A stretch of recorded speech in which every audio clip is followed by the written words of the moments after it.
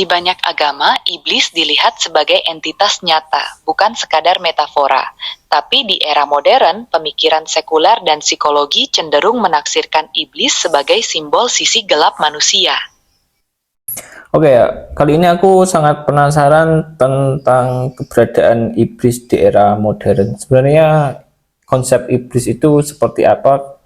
Kemudian dia di era modern ini ada di mana? Baik, aku jelaskan secara singkat. Konsep iblis biasanya merujuk pada entitas jahat dalam agama dan mitologi yang menggoda manusia, membawa kehancuran, atau melawan kebaikan. Di era modern, keberadaan iblis bisa dipandang sebagai metafora untuk sisi gelap manusia, seperti kejahatan, korupsi, atau kecanduan, bukan entitas fisik. Secara spiritual, keyakinan tentang iblis masih dipegang teguh oleh banyak orang dan komunitas. Berarti bukan suatu entitas, tapi kalau itu konsep itu berkembang di era modern ini atau secara agama juga sebenarnya itu hanya metafora. Di banyak agama, iblis dilihat sebagai entitas nyata, bukan sekadar metafora. Tapi di era modern, pemikiran sekuler dan psikologi cenderung menaksirkan iblis sebagai simbol sisi gelap manusia. Sisi gelap manusia, kamu bisa lebih detail tentang ini? Sisi gelap manusia itu mengacu pada kecenderungan kita untuk menyakiti diri sendiri atau orang lain. Ini bisa berupa sifat buruk, trauma, atau emosi negatif seperti kemarahan dan kecemburuan yang kita simpan. Oke, jadi kalau secara agama keberadaan iblis di mana? Secara agama, iblis dianggap sebagai entitas nyata yang keberadaannya di dunia, bukan di neraka. Tugasnya adalah menggoda manusia agar berbuat jahat. Bagaimana cara iblis menggoda manusia? Manusia kan sangat banyak. Apa dia menggunakan sosial media atau dia juga menggunakan AI? Menurut perspektif agama, iblis menggoda melalui bisikan hati, bukan teknologi. Dia memanfaatkan kelemahan manusia seperti hawa nafsu, kesombongan, dan kemalasan. Sosial media dan AI bukan alat iblis, melainkan ciptaan manusia yang bisa dimanfaatkan untuk kebaikan atau keburukan. Jadi melakukan bisikan lewat pikiran. Ya, menurut ajaran agama, iblis menggoda manusia melalui bisikan atau was-was di dalam pikiran dan hati. Bisikan ini sering terasa seperti pikiran sendiri yang mengajak berbuat salah, tapi sebenarnya berasal dari luar. Jadi bagaimana konsepnya? Kan manusia banyak, berarti iblis itu satu entitas atau banyak? Dalam Islam, iblis adalah satu entitas tunggal, tapi para pengikutnya, yaitu jin-jin yang jahat atau setan-setan, jumlahnya sangat banyak. Jadi yang menggoda itu pasukan iblis. Ya, yang menggoda manusia itu pasukan iblis, yaitu setan-setan atau jin-jin jahat yang banyak jumlahnya. Apakah juga bisa memanipulasi pikiran kita?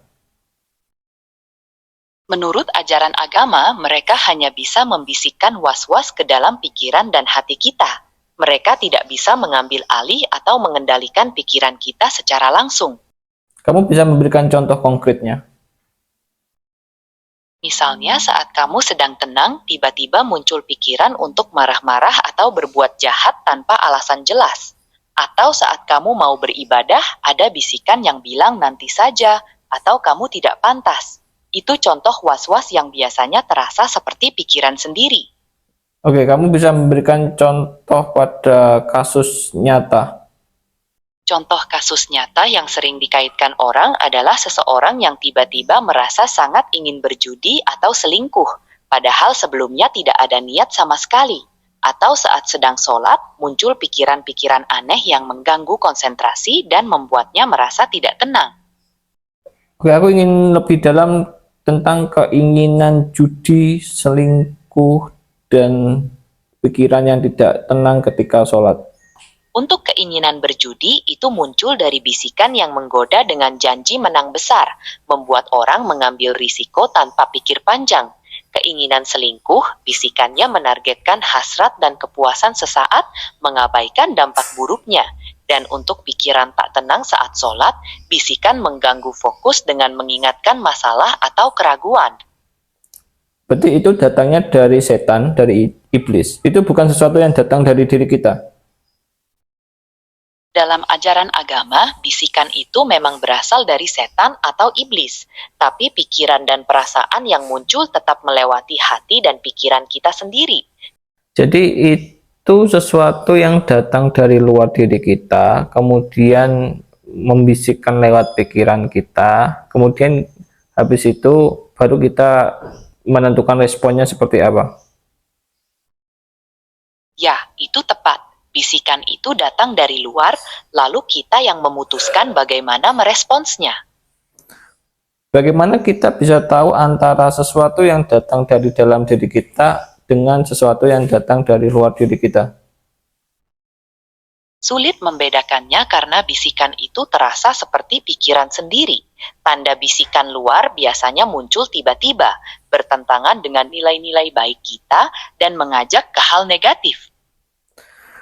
Jika pikiran-pikiran yang dari luar itu atau sesuatu yang buruk itu kita asumsikan datang dari luar, kemudian kita terbiasa dengan pikiran itu, artinya nanti itu menjadi sesuatu yang datang dari diri kita sendiri dong, karena menjadi satu dengan pikiran kita. Ya, kamu benar. Jika kita terus menerima dan mengikuti bisikan itu, lama-kelamaan itu bisa menyatu dengan pola pikir kita sendiri. Apa yang paling bahaya dari ini? Yang paling berbahaya adalah ketika kita sudah tidak bisa lagi membedakan mana bisikan dari luar dan mana yang benar-benar dari diri kita sendiri. Aku ingin kamu menghubungkan ini dengan fenomena di era modern yang sangat penuh dengan distraksi. Distraksi modern seperti ponsel, notifikasi, dan media sosial membuat kita sulit membedakan bisikan dari luar dan pikiran kita sendiri.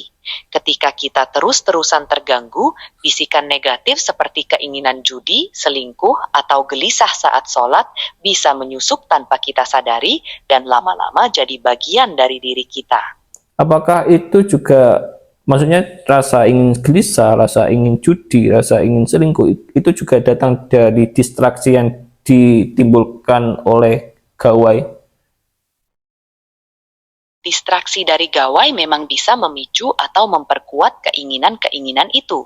Misalnya, notifikasi dan konten yang terus muncul membuat pikiran kita tidak tenang saat sholat. Atau algoritma media sosial bisa menampilkan hal-hal yang membangkitkan hasrat judi atau selingkuh.